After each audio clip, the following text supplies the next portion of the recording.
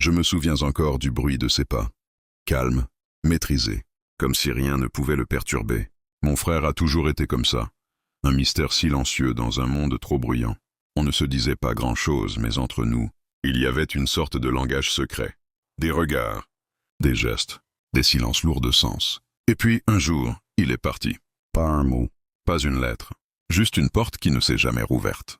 Au début, je me suis dit qu'il avait simplement besoin d'air. Il faisait souvent ça, disparaître quelques heures, parfois une nuit. Mais cette fois, il n'est pas revenu.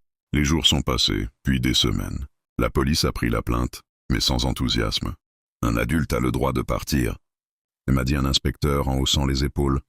Mais moi, je savais que ce n'était pas un départ normal. Dans sa chambre, tout était resté exactement à sa place. Même sa veste préférée était accrochée au porte-manteau. Et sur la table de nuit, il y avait une petite clé en métal, que je n'avais jamais vue auparavant, attachée à un bout de papier plié. Si un jour je ne reviens pas, suis ce que tu ressens. Je l'ai gardé pendant des mois sans savoir quoi en faire. Et puis, il y a 3 jours, j'ai reçu une carte postale. Pas de texte, juste une photo, une vieille maison en pierre perdue dans la montagne. Et au dos, un seul mot, écrit à la main, maintenant. Je ne sais pas si je vais le retrouver. Je ne sais même pas ce que je vais découvrir.